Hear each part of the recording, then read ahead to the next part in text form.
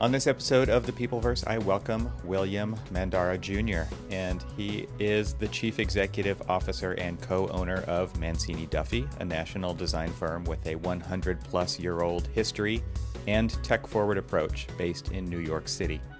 Bill comes from a family in the business. His father and grandfather were general contractors. He got the most thankless tasks during his teenage summers at his father's job sites. And in retrospect, it was a great way to instill understanding and respect for the profession. It was also a not-so-subtle hint from his father that he should be thinking about architecture school instead. That's a great lead into a story. So, Bill, thanks for joining me on the Peopleverse today. My pleasure. And yeah, that is it's an interesting way of putting it, I suppose. But yeah, I spent probably every summer from middle school throughout high school, throughout college, working for my dad. In various types of projects, doing various things. Obviously, in the younger years, really doing like going to get the coffee orders and getting yelled at by a mason because I didn't give him like his 13 cents change for his buttered roll or something like that. Nice. Eventually, as I got a little older, doing actual carpentry and plumbing, operating machinery, and then by the time I was 17, I was actually thrilled because I got to go. Take the truck and go get stuff, which was great because I could get in the truck and listen to some music and not have to be out in 100-degree heat outside, carrying stuff around. So, right. Although the truck didn't have air conditioning, so it still wasn't all that great. Oh, you got the wind. The old school crank down the window. That kind of air conditioning. It was all fun and games till they didn't have a dumpster on site, and I spent 3 days loading the truck up with trash and bringing it to a dump. That wasn't a pleasant day. Yeah, couple of days. What kinds of projects were you working on when you were younger? So it was a menagerie of things. There was my father built a series of condominium buildings in Hackensack, New Jersey, which is interesting because that area right now is actually experiencing a complete boom of multifamily housing coming in. But this was in the late 80s. It was probably about several buildings, maybe 4 or 5 story. In some cases, 8 or 9 story concrete buildings, plank with bearing walls, and some more traditional structure. Everything with that to some warehouse projects, to some smaller, even a small convenience store, to office buildings, to interior office fit outs. So it really kind of ran the gamut. My father kind of did whatever was within maybe like a 15-mile radius of where his office was. That's really interesting because the idea, when I grew up, I was working on like my dad's house with him, right? And we're doing addition, so it was very much residential. But it sounds like you had exposure to quite larger projects, and that probably gave you a different perspective than what I got. Absolutely, and I would actually argue that later in my career, it was certainly very helpful to understand the things I was drawing, but it definitely became a little bit of an impediment to mine in architecture school, because in architecture school they're teaching you, they want you to dream and they want you to come up with these ideas, and I was constantly like the anvil to everybody, be like, you can't do that, nobody's going to let you do that, so it certainly worked out well in the end, but definitely probably influenced some of my design projects in a negative way in college. When I sit on juries and design school reviews, and you see those paper thin cantilevers that are 30 feet long, and exactly, it's that kind of stuff where it's like, where are the sky hooks? What are we holding that up with? Where's the anti-gravity machine? I think there's a huge promising future in the metaverse for students of in that kind of thinking. And I do think that those types of projects are important. Get your dreaming, unlock the reality, because then we can always, do our best to reverse engineer that and actually make it happen. But without those dreams, I think architecture school wouldn't be as attractive as it is. We wouldn't have as many architects. I would agree with you, although I would say it wasn't. I definitely convinced both of my sons to stay the heck away from architecture school. Did you? Yeah. Yeah, I don't dissuade. I have one that has potential, and I don't dissuade him because we need architects, right? And agreed. At the same time, the education system doesn't prepare people for what the actual job of architecture is. They're kind of two different things. What I say 100%. is you got to play that game, right? You got to play the school game. You got to play the license game. You got to play the career game or the corporate game or whatever you want to call it. And they're very different from each other, and they don't necessarily prepare you for the next step. But this is a long process, right? And I think one of the things that, this is just a short tangent, but for the audience who listens to the show who is on the supply side, kind of understanding what it takes to become an architect, the path to architect is quite a long path. And it's not just because of the school, and it's not just because of the licensing requirements, but it's all of these things in succession. And then it's a slow process every single project. Corporate timelines for advancement are long. And you can just kind of see, looking backward, like, whoa, this is a huge undertaking for any individual. Yeah, no, I mean, it's certainly a journey. You're 100% right. I mean, because yes, there's certainly value in school, there's value in internships, and then there's, when, at least in my case, when I started my first real job out of school, I was ill prepared for things like, okay, here, work on this door schedule and work on this reflected ceiling plan. And thankfully, I had some people who were, had been doing it for quite a long time that took me under their wing and really showed me that. But realistically, it took me a good 3 to 4 years of working before I could really. I remember it was probably about 3 years in, and I took home my first set of drawings over a weekend and did them. And I came back on Monday, and I had a computer at home, and I was like, here you go. They're all done. And my boss, I was waiting for to get yelled at. And he was like, oh, this is actually pretty good. And nice. I was pretty happy about that. Huge win. Yeah, it was. And then from there, like, okay, now we're doing buildings. So learn that. And I was like, oh, man. Right. Well, tell me about this not so subtle hint of going from construction to architecture that your father kind of instilled in you. What was that based on? Was it, I mean, obviously blue collar, white collar, there's a big difference there potentially for the family, like lineage, the shift there, but there's also like a lot of history probably in that not so subtle hint where it's like, I want to hear it from you. Like, tell me about that transition from construction to architect.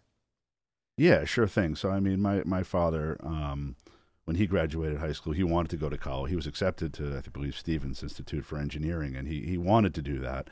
And a combination of finances and the Vietnam War prevented him from doing that. So, he went and kind of did the best he could, which was pretty darn good, quite frankly. But he would tell me, even as a little kid, he goes, you can do this. And I would, I tagged along with my dad everywhere. Even as a little kid, I would walk along with him to job sites and everything, as some sons will tend to do with their dad. But it was, for me, it's hard to say. It really just seemed like this is just what you do. This is how you go make money. You make things and you do it. And my father was like, that's fine. But again, I want the net. He was the second generation that was born here. My great-grandfathers, all my great-grandparents on both sides emigrated here from Sicily during the Depression.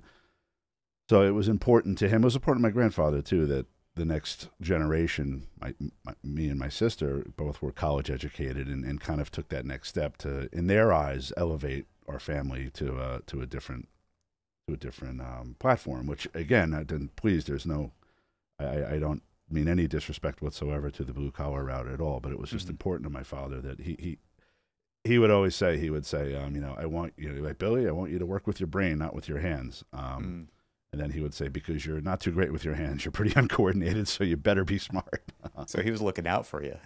Yeah, no, I think he was. If you've ever seen me swing a golf club, you would know why. But yeah, I think it was very important. And it's a lot of it is that mentality of, now granted, I'm the third generation to be born here, and, we're living different lives than our ancestors did, but it was important to carry on. It was that Italian thing of, we need to just keep elevating the bloodline, so to speak. And, thankfully both of my sons are in college, and, just keep going. So that was really a lot of it, was because it did feel, the way I grew up, it was just kind of like, this is what you do. I'd go hang out with my grandfather, go to his job sites. I'd hang out with my father, go to his job sites. And I was always, I don't want to say envious, but I was always, one of the things I always admired was that, if we'd go run errands or something, driving around with my dad, and he'd point out his Cadillac and be like, "Hey, I built that building over there," or see that building over there, and like the '70s,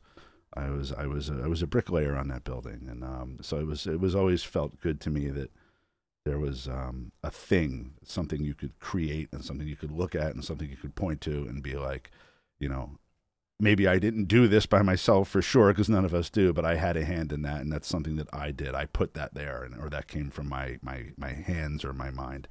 Totally. I mean, and also, how cool is it that they're all within like that 15-mile radius that you talked about? Because, I mean, the projects that I've worked on are so far apart that you don't. It's very rare, like almost non-existent, that I'm going to drive by a building that I worked on or designed and be able to point it out to my kids or anything like that. So that's a really cool piece of your history right there.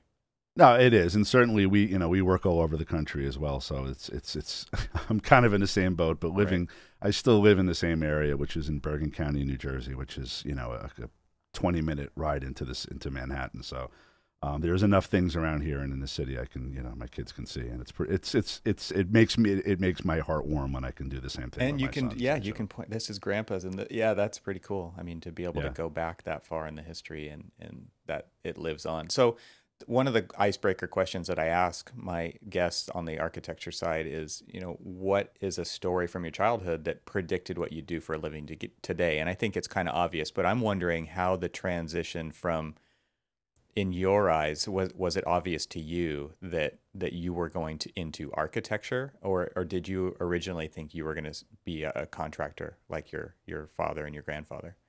Yeah, so at no point in time did I think I was going to be a contractor, because basically my father kind of forbid it, as did my grandfather, because they were like, "We want you to do this." Is like, I would go in the trailer with my grandfather and his projects, and he would lay out the drawings and put out like tracing paper and be like, "Here, draw these over, because this is what you're going to do." But I would say a little bit different than a particular time of when you're an architect. It's kind of odd for me, because it was predetermined for the most part what I was going to do. And then when I was in college, I'm also a musician. And when I was in college, I was playing in a few different bands, and we had we were having some success. And I love music. I really it's probably my number one passion is music. And there was a period of time in the early to mid '90s where I was kind of like, all right, I'm just going to do the architecture thing to keep my family happy. And so they'll like leave me alone. And at some point, maybe the Smashing Pumpkins will need a new drummer, and they'll call me up. And lo and behold, I think it was 95 or 96. They actually did need a drummer, and my phone, go figure, didn't ring. They were in New York and they needed one, and my phone didn't ring. So it was probably around then, probably in that, 2 to 3 year where I really said, okay, I can still do music, and I still do to this day, but I really need to kind of start taking this a little more seriously and really dedicate myself more to it. Not that I wasn't doing it seriously, but I wasn't, I wouldn't say my heart was as in it as it was, because I was still doing music, and in the back of my head I still thought maybe, just maybe, I could do that instead. But so that was kind of a totally relate to this. I also a musician. I played bass in bands, and huge Smashing Pumpkins fan as well from that time. And the whole passion for music was so strong that when I met my wife, it was like, this is what I want to do. And I was doing architecture too on the side. Not on the side, that was my career, but similarly, that's how I thought of it, right? It's like, I want to pursue the music because of the creative, the performance, I loved all of it, the recording. I didn't love trying to get people to come to the show. I didn't love the business playing the of show it. to your girlfriends, and right. That wasn't always great. So we'll have to trade band names. Do you have any recordings out there on the internet that we can stream? I do. If you put my name in, Bill Mandara, in Apple Music or Spotify, I have an album I did last summer, along with my son, who does a lot of the vocals. I released a single a couple months ago, and I have one song that's been really kind of a hard one to finish. And as soon as that's done, I'll release another album, probably in September. That's awesome. Well, I'm going to add that link to the show notes, and you can look up my band. It was called System Kid, but we haven't been doing anything for quite some time. But we did have an EP on. Back then, it was the iTunes store, but yeah, Apple Music, Spotify, all that stuff. Right. That's fun. Well, I'm excited to kind of hear about this. So speaking of being able to point at projects with Yes. family, you've got a project at what do they call it? The intersection of The crossroads of the world. crossroads of the world. And so, I mean, we could leave people hanging for a moment on what they think that is, but this project is a prestigious project. It's been going on for a long time, and I'm excited to talk about a project. A lot of times we're focused on the process that and the gap that exists between building product manufacturers and design professionals, and we're figuring out ways to bridge that gap and show people the value on both sides of that, help people understand each other better on both sides of that so that we can have more success on our projects. I want to talk about this project in particular because it is such a complex project, and also because it has such a high profile location, name, everything, and kind of explore your story, your personal side of this project, because I know this has probably been like a labor of love at many times, but also, I mean, this is going to be one that you're going to point out for decades to family members, and they're going to point it out to their offspring too, I would assume. So can you reveal the name of the project, the location, and then maybe a history on how it's been going over the last, I don't know, 5 or 8 years? What would you tell us the timeline? About that, probably about 6 or 7 years. But yeah, so the project is called TSX Broadway. It is at Times Square. It is across from the TKTS booth. There was a DoubleTree hotel that was built in the late 80s on top of the Palace Theater, which is a landmarked historic theater. What the project entails, and when I say we, I really mean the royal we of like lots of different consultants, construction managers, tons of people in my office that have worked on it, and as well as the client, the developers. But what's been done is we demolished the DoubleTree Hotel. Simultaneously, we dug out 2 cellars below the historic Landmark Theater. The Landmark Theater was stabilized and preserved, and during the course of that, we built caissons in which to raise the Palace Theater 30 feet in the air. So doing that obviously had quite a few challenges, not the least of which was digging 2 subcellars under a historic theater. But the existing building that was there as built was overbuilt by New York City zoning. So what that means is that, if you're allowed a whatever, 2 FAR, it was like a 2.5 FAR. So there's a law, there's a rule in the New York zoning text that states if you keep 25% of the existing building's floor area, it's considered a renovation.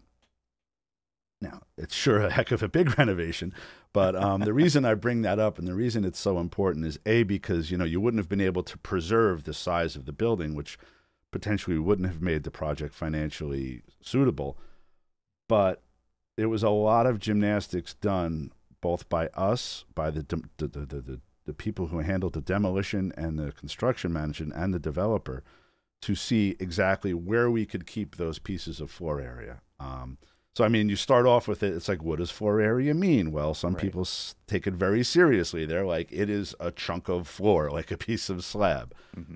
Some people, would interpret that as, well, floor area is something that existed and was used at some point, and it's not a physical thing. So we had many debates on that. We went with the most, and just side note, a few guys in my office also play music, and we had a band. We played a couple of our office parties, and we called ourselves Slab Retention after the voluminous documents that John McCampbell, who was our bass player and one of our lead architects on this project, just sweated over and poured over for this. But we created John created these documents that showed, literally every chunk of slab and concrete that would stay.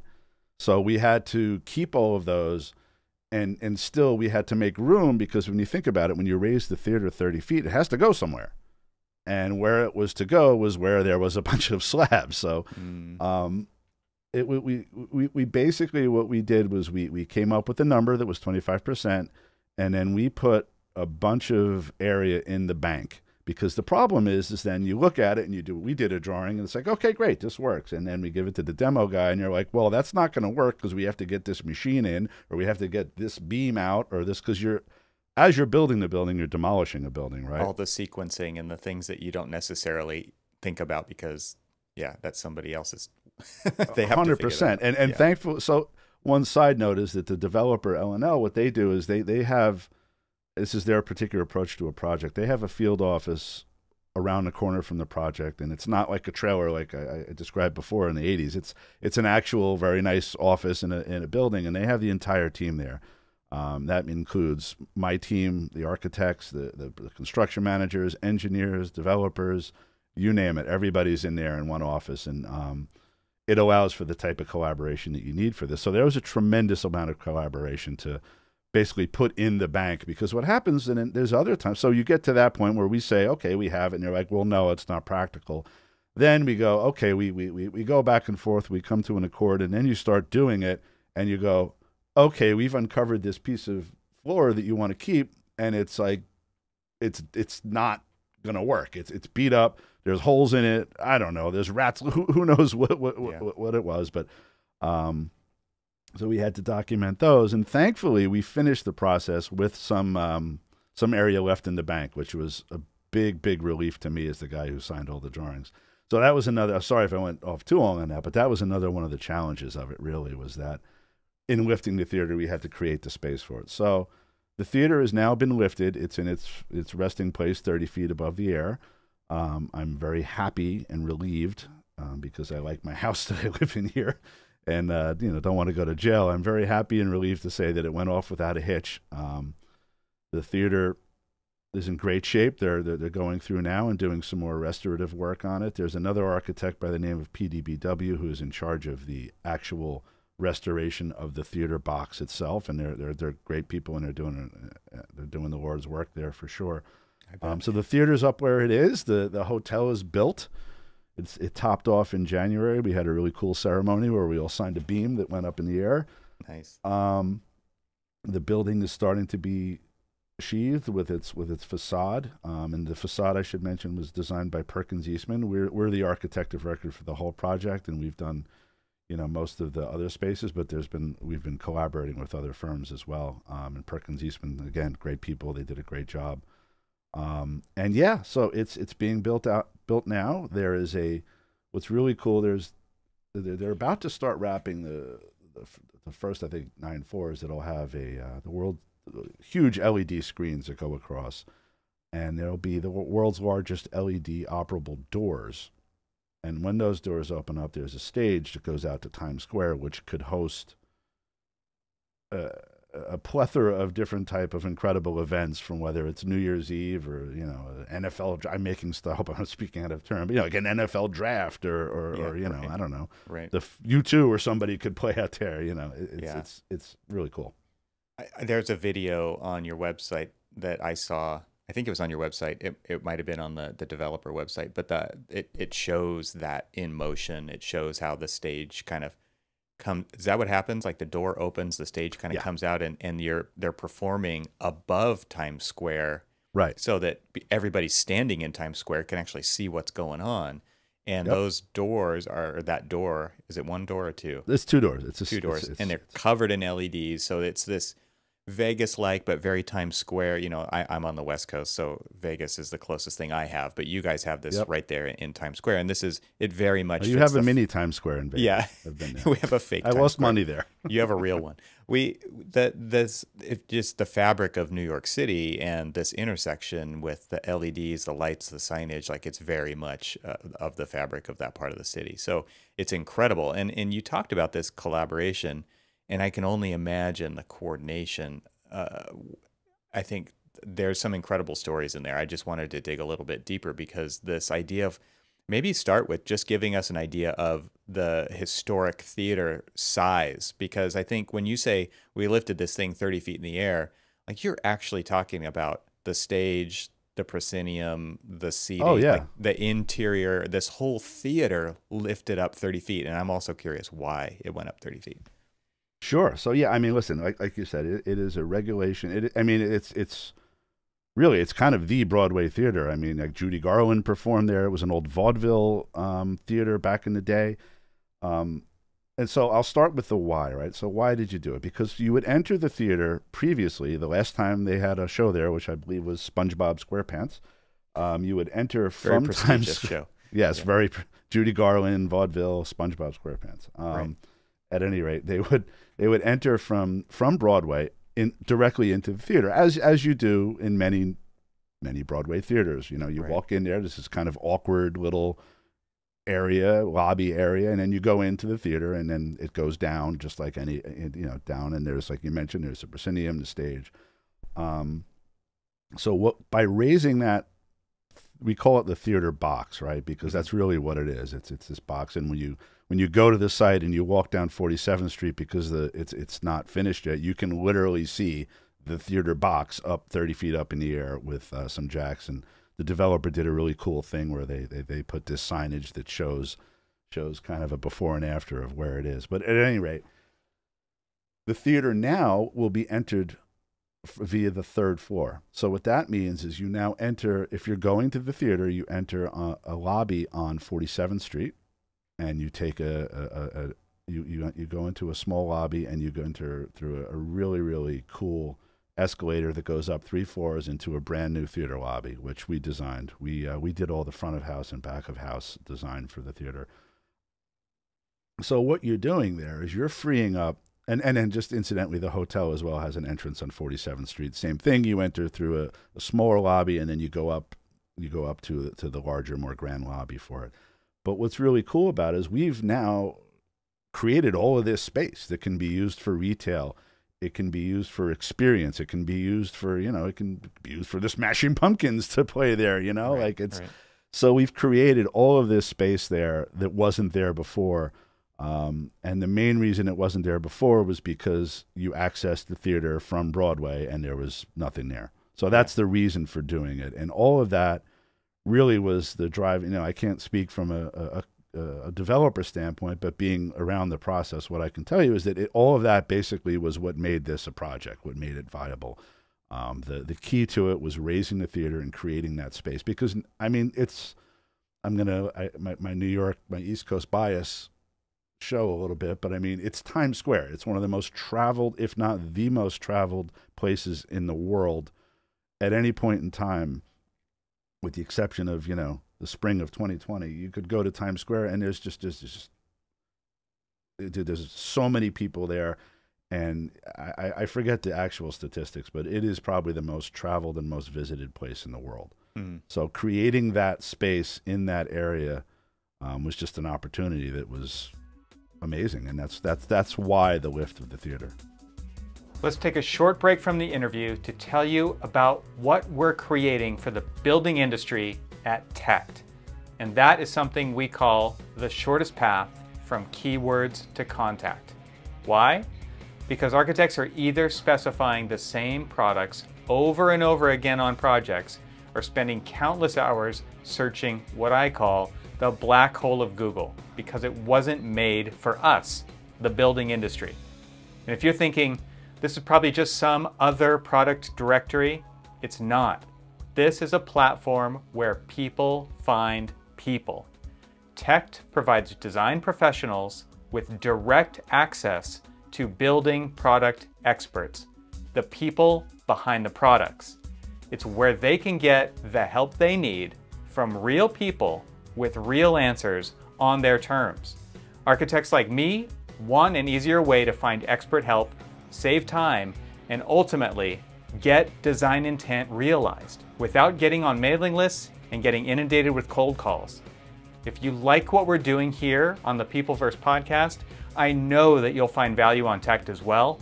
I believe in it so much that I left working at a firm to help the entire profession here. So do me a favor and go to tect.com to learn more, and add your name to the list to join our upcoming launch by clicking one of the orange buttons on the page. Again, that's tect.com, and just look for an orange button to join the launch. We're building the platform where people come first. Thank you for listening. Now let's get back to the interview. It's interesting to think about these kinds of things that have happened now, looking backward, and it seems kind of like an obvious decision, right? It's like, well, yeah, we want this is how architects add value. But before, somebody threw that idea on the wall of lifting the theater 30 feet and doing a 3-story kind of pre-function space before, to create experiences, to create opportunities for revenue, for performance, before people get to the event, like it's the event before the event. And before you guys, somebody said, what if we lift the theater and we pop this out and we go up 3 floors before somebody even steps foot in that theater? That would have been like kind of an absurd idea, right? But now we look back at it and it's obvious. And so I think what's so interesting about design culture that I wanted to get into a little bit with you here is that you have to have the feeling of safety as designers in a space like your office where you're collaborating, to have absurd ideas and not worry. Like you said, when you went into architecture school, you were the guy who was like, you can't do that. Exactly. And now you're the guy doing the things that people say you can't do that. And I think this is such an interesting dynamic that happens in architecture offices, the best architecture offices, right? Where you're creating capital A architecture experiences for people by having these ideas and then figuring out how to make those happen. Like that's what's called a wicked problem, right? There's standard problems, which is like, seriously, going to the moon is just a normal problem. Like you just have to do the math, right? You know, and that's a math equation. What you're talking about here is like, there is no clear path to the answer, but we're going to design our way there. I would just love to hear kind of what you went through as an office, as an architect, to actually make ideas like that okay to propose, and then what it was like to actually fulfill that. Yeah. So, I mean, listen, I wish I could sit here and say it was my idea. It wasn't my idea. It was actually the previous, I believe they're still involved, but the previous developer came to our firm with this idea. And it was, they came to my old boss at the time and said, you know, this is what we want to do. And we're going to pay you guys to do this study. And quite frankly, in typical me fashion, I was like, what? Like, are you going to do what? Like, are we getting paid for this? Like, all right, fine. Like, you know, there's a few folks, I guess they can work on it. Didn't even seem legit. It didn't. And, you know, it was so, I wish I could, I really would love to sit here and say like, yes, I had this wonderful idea and it came to me, you know, but it really didn't. It was the developer that came to our team with the idea. And I was, being my cynical self, was kind of like, all right, I mean, if we're going to get paid for this and, you know, they're not going to abuse our people for this crazy idea, let's see what happens. Sure. Twist my arm. Jeez. Right. And in all fairness, you know, they did. And yeah, you know, we did. I couldn't even tell you the amount of different studies we did for this. I think at some point somebody was talking about trying to put a roller coaster in there or some kind of crazy stuff. But, yeah, so I mean, listen, it was brought to us. I have the privilege of working with so many incredible people at our office, both that are still working on this project and both that, you know, listen, this is a long project. Yeah. Everybody says they want to work on an iconic, kick-ass project, but it can commitment. It can beat the heck out of you too. So I mean, we've had a lot of tremendously talented, wonderful people that have worked on this that. Basically just kind of got to the point where like enough, and you know, their contributions need to be acknowledged for sure, as do, more importantly so, the people that have been working on the entire time and are. I mentioned John McCampbell, who's been on this project since day one, and you know, that guy, you know, he's really committed to it. But yeah, I mean, we worked through all these studies. We did, you know, various 3D iterations and models and some virtual reality of it, how it would work. And yeah, I mean, eventually it got to the point where, yes, you can build this. This will work. Severud is the structural engineer. They are incredibly talented people. We work with them on other projects. Ben is the lead engineer on it. He's a brilliant man, and I appreciate them. And those guys deserve a ton of credit because I've worked with so many structural engineers over the years who are like, yeah, no, not gonna happen. Can't do it. Or Right. yeah, like I don't care. You got to add like another 30 feet of shear walls in there, and I don't care who that is. And these folks, they approach everything from the standpoint of, okay, how are we gonna make it work? Like, and they're great. So The yeah, best engineers are the ones who are looking for interesting problems to solve, I think. yes, 100%. And this was, and the other person who, or people who deserve, certainly deserve admiration and credit for this, or the folks that have moved, that basically moved the building. They had, so there was some level of precedent for this, because I believe it was the 90s. They moved the theater horizontally on 42nd Street. Urban is the company. They moved a theater in the 90s, and this is when the Giuliani administration came in, and they were first starting to turn New York, what people called it, the Disneyfication of Times Square, which quite frankly, as somebody who went to college in the city and grew up here, I didn't necessarily mind, from the going into the city as a kid and my mother covering my eyes through this part of town. I don't think it was a bad thing, but there was precedent because they moved a theater. I forget how many feet, but they moved a theater horizontally from one location to another, and they had it on rollers, and it was a big thing. The governor was there, and the folks that did that are the same company who actually raised this theater. So that when I say precedent, that was the precedent of moving a theater. Got it. And so it wasn't this absurd idea. And when you look, when we first heard it, going back 7 years ago, whatever, I remember, again, my attitude was like, are we getting paid for this? Because like, whatever. But yeah, here we are. And it's So a you credit to thought, oh, everybody. this is never going to go anywhere. This is just a dream kind of a project. It's not going to be real.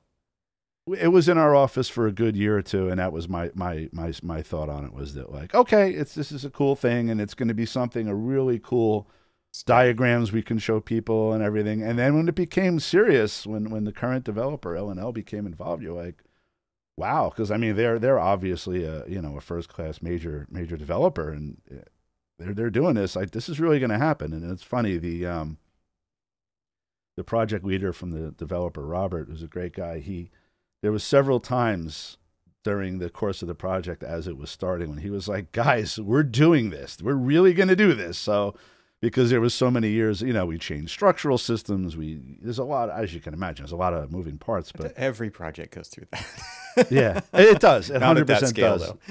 though. But there was a lot of those moments where Robert he would just kind of sit everybody down and be like, look, you all better be ready, because this is happening. This isn't some cool diagram or sketch or animation. This is going to really happen.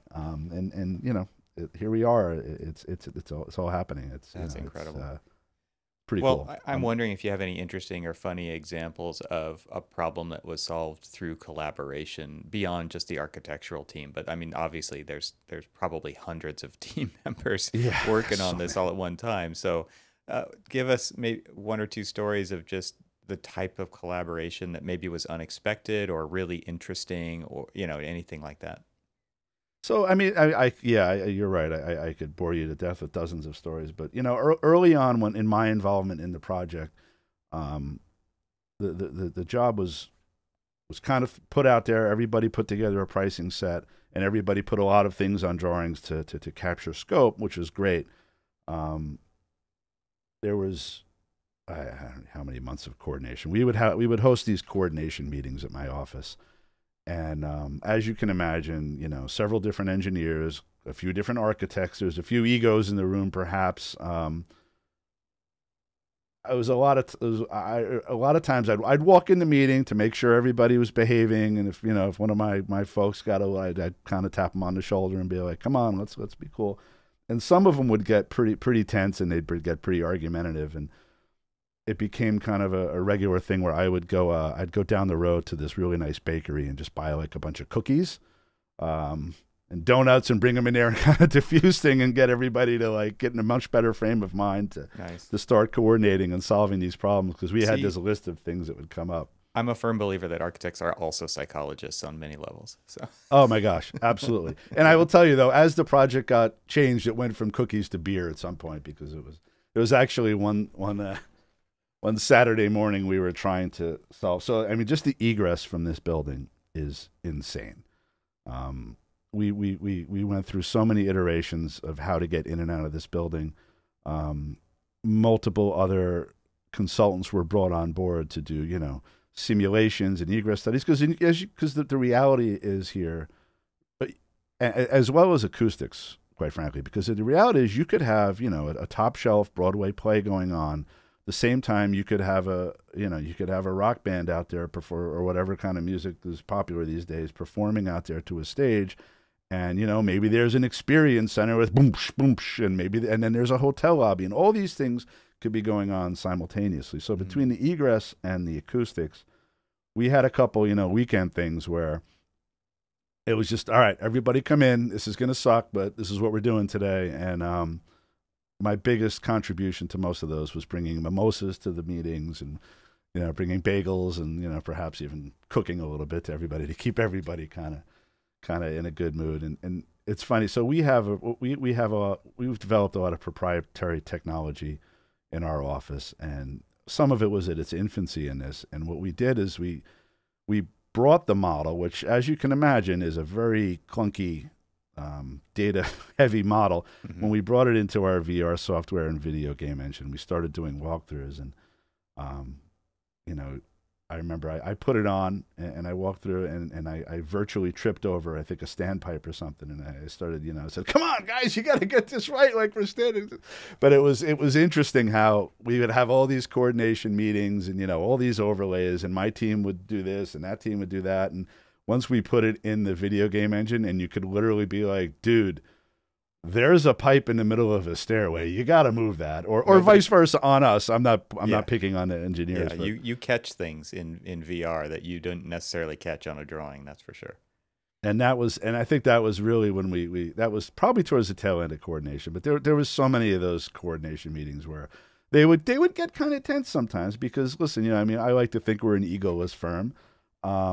But we also have a lot of people in my firm, including me, who grew up in New Jersey or New York City and maybe may or may not be of Italian extraction and have some tempers. So, which isn't unlike a lot of other firms. So some of them could get a little tense, but a lot of my job was diffusing those, and I think it was good. But there was a lot of good work that was done, and you know, we're seeing we're seeing the fruits of that now as it's being built, and these things have all been coordinated prior to shop. Not that a lot of coordination hasn't occurred in shop drawings, but I would say there was more coordination done on this job, where typically in my career you would have been like, all right, whatever, we're going to catch this in shop drawings, where we did it all up front, and it certainly has paid off. I want to dig a little bit into this coordination thing, because I think one of the issues that I hear from a lot of architects when they're dealing with people from the supply side, they're coming at a design professional with a single product, or maybe a few products that they represent. And if you could just give an idea on this kind of a project, how many building products do you think were involved in the total final assembly of this thing? If you just took a wild... All of them. Yeah. All the products. A lot, quite a bit. But I mean, I think, yeah, I mean, as you can, there's so many, and there's a lot of unique products on this job, quite frankly, just because of the nature of it. But sure. One of the really cool things about this project is that, yes, there's the LED screen facade on the podium of the building, but the actual hotel has LEDs that are built into the facade. And there's gonna all sorts of really cool software stuff that's planned for that.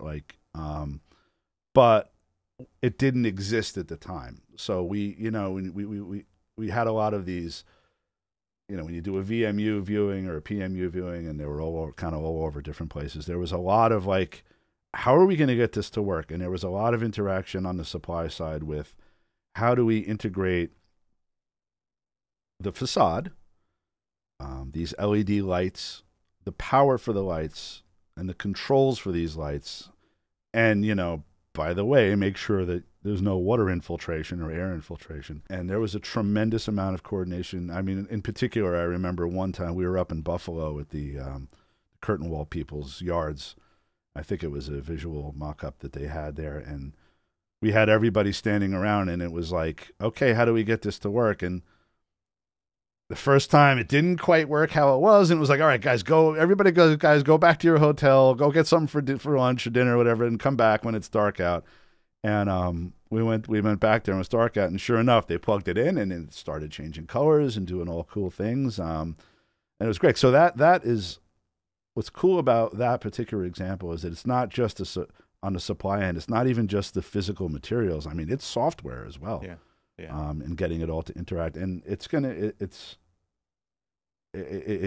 all been worked out. But I remember one of the first examples, I saw them putting lights in there, and it almost looked like Christmas lights you put on your house. I'm like, what? Like, what is going on? Yeah. Did you take those from my garage or something? But I'm kidding. They weren't really Christmas lights, but they were like kind of unrolling these things and sticking them in there just to kind of figure out how it would work, which ultimately led to how it is now. I bring it up because this idea of, architects tend to, I think, at least from my experience, we think in assemblies. We think in, that there's a floor assembly, there's a wall assembly, there's a curtain wall assembly, there's a roof assembly. But then product manufacturers are thinking about the one product. And obviously they're hopefully thinking about how they interface with the other products. But as an architect, you're like, there's thousands of products on this project. Oh my gosh. I can't just get a phone call from every product manufacturer out there and talk about the one little thing. Like, there's no time to do all that. There's so much coordination going on. And I'm thinking about the complexity of this building, TSX in particular, and how complex all of that interaction is between all these different assemblies and materials and things like that. Yeah. And how you couldn't possibly know everything that you need to know about all those different products. Like, how could you, why would you? Not. Right. So you are relying on those product manufacturers to help solve those problems, bring their experience and knowledge, and transfer their wisdom to the design team. And that is like the highest value that building product manufacturers, or what we like to call product category experts, can offer, because they're thinking beyond their one product. They're thinking more on the assembly level. They're thinking more on the constructability level. How does it interface with all of these other things all at the same time? And this is like the job of the architect, to orchestrate all of this. 100%. I mean, like, I wasn't personally involved all that much in it, but I mean, these LED doors, these giant LED doors, that's not something that existed before. So there's cases where we've been tasked with making things that just don't exist. It's not like, you can just go get like a door from Centaur or somebody, or NanoWall. It just doesn't exist yet. And I will say that you're right. It's daunting. It's a lot. We've been very fortunate, not only that, we do have other consultants on the job that have, you kind of have to divide and conquer some of these things. I mentioned Perkins Eastman. They had a lot to do with the LED lighting I was speaking of before, but the developer has a very robust team on this job. And, there's a team that focuses on the hotel. There's a team that focuses on the theater. There's a team that focuses on the entertainment spaces. And there's a team that focuses on MEP. So all of those people have been really, again, just doing the Lord's work, and been instrumental in assisting with these suppliers and getting in there and helping sort some of these things out and arranging things. Because if I don't know how we have a team at its biggest was maybe like 16 people on this job. I don't know in a million years how a team of 16 people in an architectural office could possibly procure all of these things, vet out suppliers. So we're very fortunate to have had and have a developer that acts as a partner to the design team. The weirdest experience on this project, what was that? The first, there's a lot of them. I don't know if I could talk about all of them, but there's some that will not ever make it, never see daylight. Yeah, there's some ghosts that need to just live in the haunted house. But no, listen, there's been a lot of interesting and odd experiences on this job. I hope you don't think it's a cop out, but I would say the oddest experience I personally had on this job was when I came to work one day. And it was like L&L Holdings bought the project. We used to call it 1568 Broadway because it wasn't branded TSX at the time. And they said, my old boss at the time came in and said, L&L Holdings bought 1568 and they're going to build it. And I was like, what? And they're like, yeah, so we got to put together a proposal and put together a real team to do this project. That was probably the weirdest moment where you were just like, holy crap, we're going to do this. It's real. It just became real all of a sudden. Yeah, it became very real. And I would say too, you know, listen, there was a lot of odd moments during COVID with this project, quite frankly, because, you know, they started demolition. And as you know, you don't demolish portions of a regular old building and just stop and leave it there. You certainly don't do it on a tower in the middle of Times Square, where you're strategically removing pieces of the floor. Now, granted, there was, you know, maybe like 3 homeless people in Times Square at the time because it was COVID and we were all, you know, sitting in our kitchens. But we had to do a lot of work with New York City Building Department and some government to make sure that they were able to go in there and get it to a safe point, and keep working, because, you know, the government's out there telling you you can't leave your house because COVID's going to kill you. And we're like, okay, fine, got it. And there's a building that, you know, we told everybody to stop working yesterday. You can't just do that. You need time to stabilize it. So that was pretty surreal, especially with some of the officials that I found myself on phone calls with. But listen, to everybody's credit, we all worked together. We got it. We got it done. We were able to get the project to a safe point.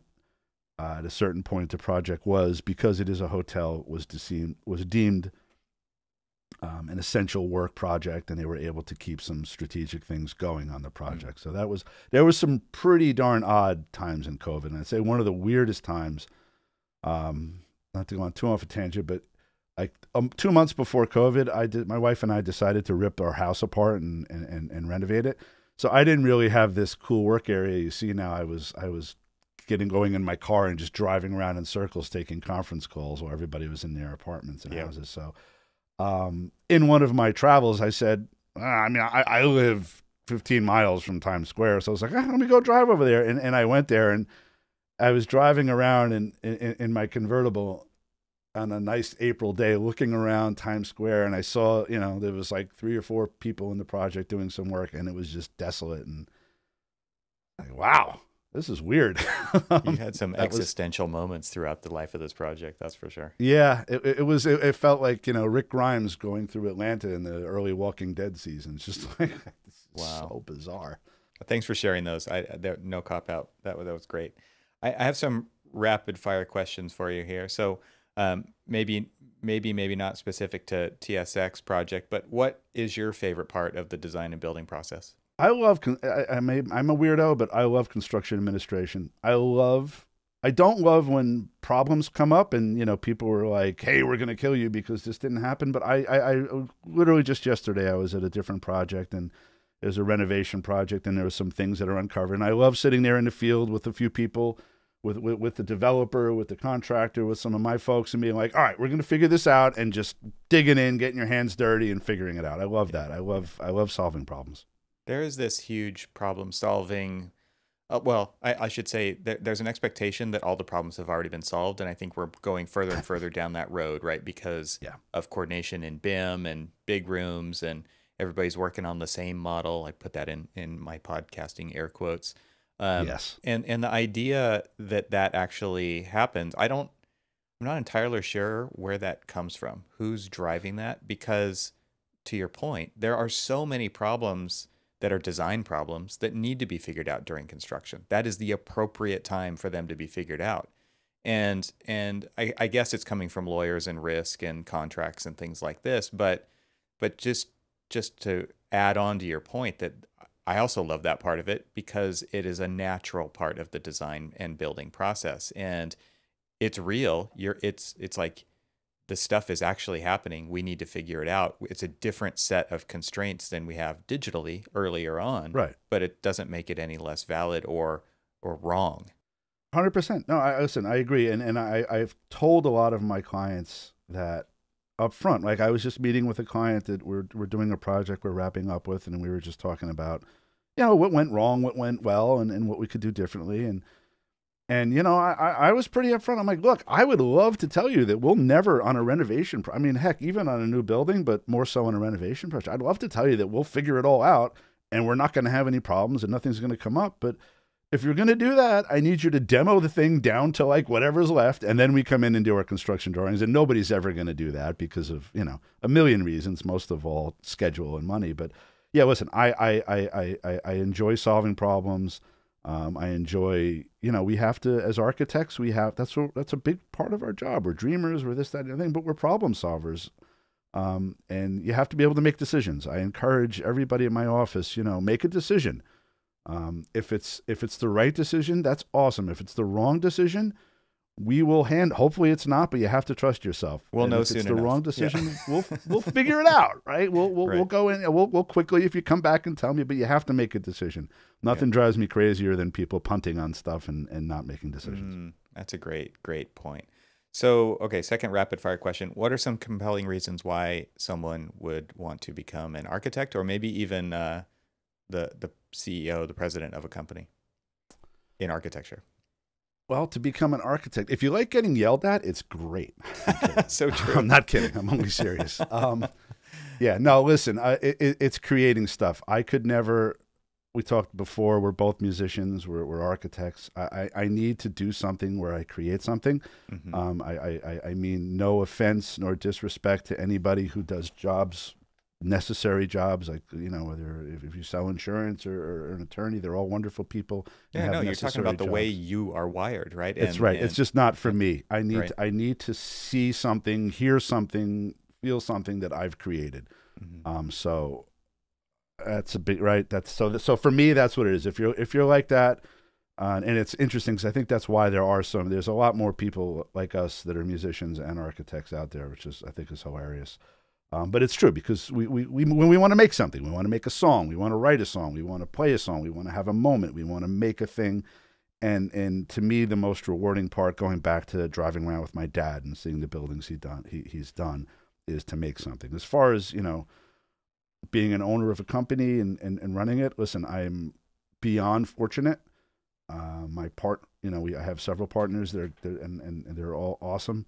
My main partner, Christian, who's the president, he's one of my best friends. And I think in the 10 years or so we've known each other, the only thing we've ever disagreed on is music, because he loves Bruce Springsteen and I hate Bruce Springsteen, and I'm from Jersey, whatever.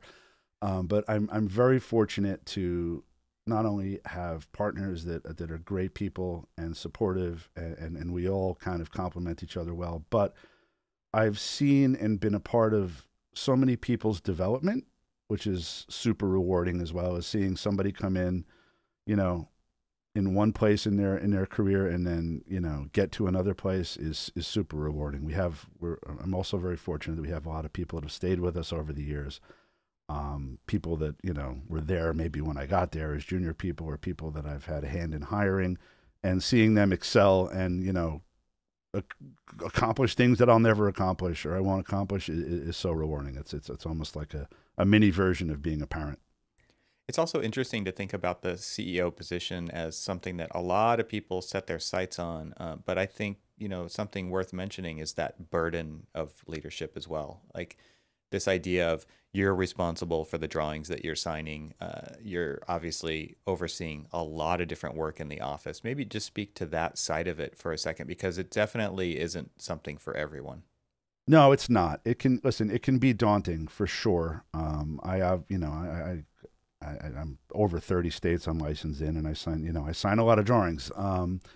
And yeah, it's not for everyone. It's quite frankly, it's not for a lot of architects, because, I've had a lot of folks in the office over the years, and they're like, hey, are you going to be in the office today? I need you to review and sign this set of drawings. And you're like, okay, I can, but you're covered under as our corporate insurance covers any licensed architect in the firm that signs them. Like, you can sign them if you want. They're like, no.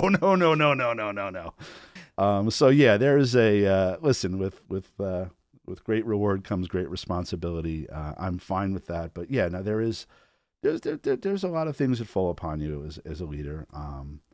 And particularly navigating, again with my partners, helping navigate the firm through COVID, through this bizarre couple of years afterwards, and the world kind of, you know, being a different place. It's not easy, but there's a reward to it for sure. And then again, the responsibility of all of those jobs out there, it can weigh heavily sometimes. But my father would always tell me that, you know, he would always say, "Hey, take a chance. Columbus did. It worked out okay for him. So here we are."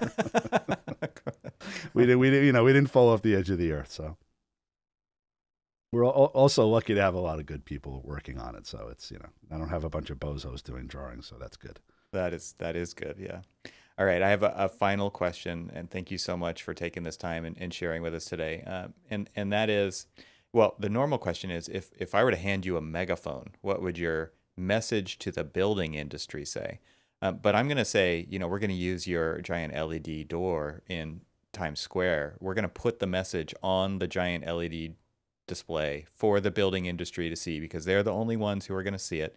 What do they need to hear? What does our industry need to hear? Stop beating the crap out of each other.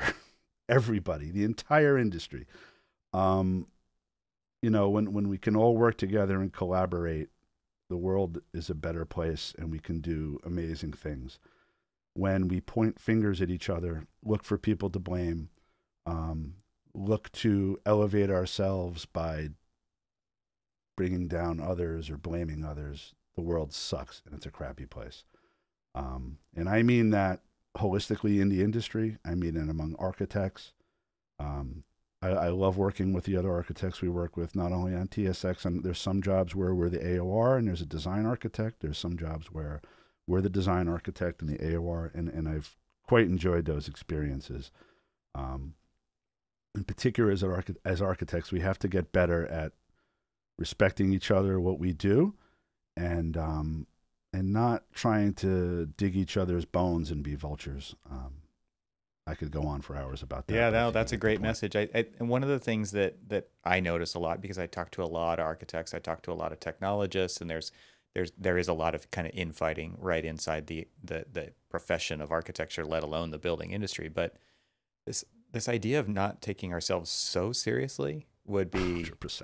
Would be a big deal too, right? It's this approach, this kind of mindset that you're talking about, where we make stuff, we make experiences, we make buildings, we make space, and those can affect people in an unbelievable way. And I actually firmly believe that if that is an entirely negative experience, then that building is kind of cursed in a way, right? For the people who are gonna experience 100% agree. Yeah. No, listen, what we're doing is serious. There's life safety issues. Right. You know, all of these things are serious. But to your point, listen, I'm the first guy it's just a bizarre facet of my personality. I make odd comments at awkward points. So that's what I do. I joked around. Hey, I'm that guy. Everybody's very serious about something, and I'll be like, "Hey, your zipper's." I'll say something inappropriate, but you know, what we're doing is serious. We don't have to be that. You know, we can be friendly. We can crack. You know, we can lighten the air. It should be fun what we're doing. Yeah. Nobody got a set of Legos when they were kids and started making stuff so they could, you know, throw the Legos at the other kids. Unless you know, if you are, then you know you're just probably a crappy kid. Lay them out on the carpet for your parents to step on in the dark at night. Well, there's that too. There's the evil. Oh, God. It's worse than nails and tacks. Oh, 100%. Well, Bill, thank you so much for sharing your story with us on the My Peopleverse today. It's been a fantastic conversation, and I look forward to the next one. Awesome. I appreciate you having me. Thanks so much. Hey, before you go, can you do one thing for me? Hit the like button. It really does help us in the YouTube universe. Watching all the way to the end is probably even more helpful, so thank you for that too. It all adds up and helps more people find the show. These are great ways for you to help spread the word and contribute to the Peopleverse. If you want to help the channel even more, please subscribe and use that red button right down there and turn on the notification bell so that you'll know exactly when the next episode comes out. It's completely free to do so. And finally, do you have something to add to this conversation? If you do, leave a comment. I read all of them. I can't wait to share the next conversation with you. So until then, see you soon.